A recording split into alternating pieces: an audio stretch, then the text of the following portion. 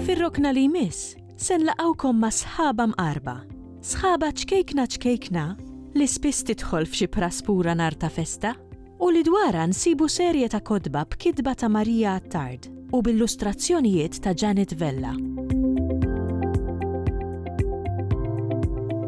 Is-sħaba li mqarba hija sensiela ta' 3 kotba, is-sħaba li mqarba nhar San Martin, is-sħaba li mqarba f'lejlet il-Milied u s-sħaba li mqarba fil-Karnival.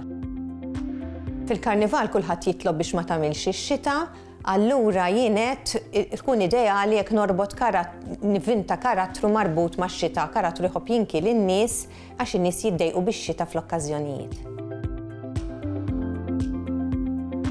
Jiena ma xtaqtx li sempliċement nikteb storja, imma xtaqt li ndaħħal l-element ta' kultura biex it-tfal huma u jieħdu gost jaqraw jitgħallmu fl-istess ħin. Fl-istess ħin inkun qed nagħti ħajja l-tradizzjonijiet Maltin li qegħdin imutu bħal pereżempju l-fatt li tfal fil-festa ta' San Martin idendlu l-borża mas-sodda jqumu filgħodu jsibuha mimlija.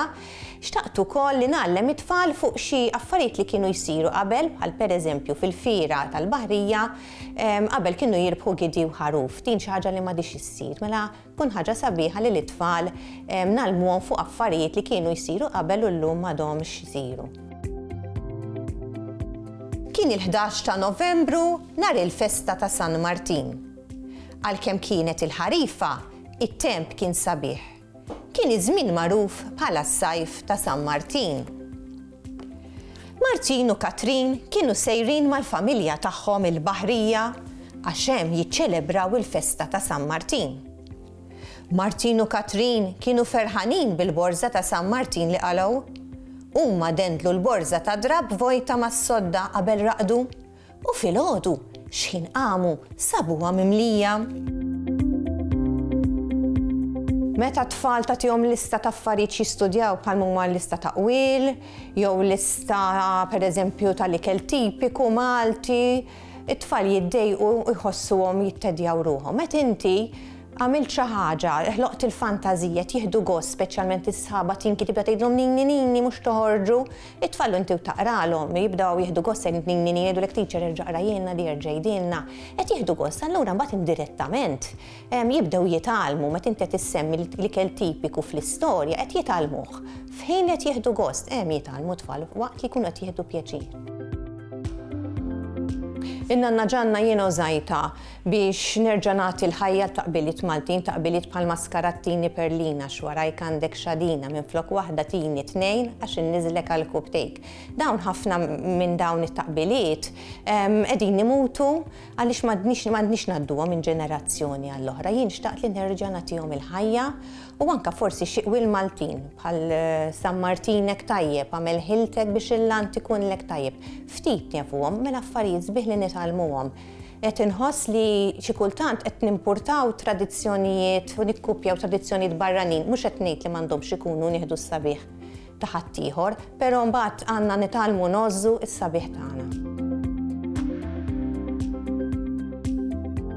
Ġew slews għastanutin kien fiha l-ħelu, il-mandolin u r-rummin, kien fiha wkoll żewġ bejżiet. Missierhom ħareġ il-karozza u rħewla lejn il-Baħrija. Is-sħaba li mqarb imma kellha ħsieb ieħor.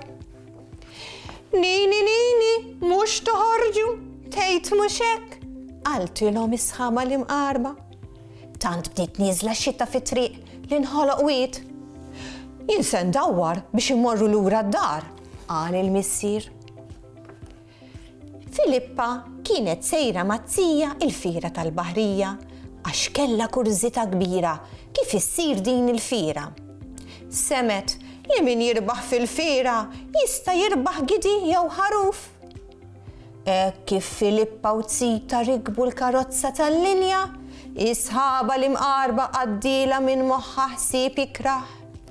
Nini, mhux toħorġu, tgħid mhux hekk, qaltilhom is-sħaba li mqarba. Il-Sinna jixtieq jirringrazzja lill-Aġenzija Nazzjonali tal-Litterizmu, lill-Kunsill Malti għall-Arti u l-Kultura, lill-Ministeru għall-Edukazzjoni u x-Xogħol, lill-Kunsill Nazzjonali tal-Ilsien Malti u lid-Dipartiment tal-Malti fil-Fakultà tal-Arti l-Università.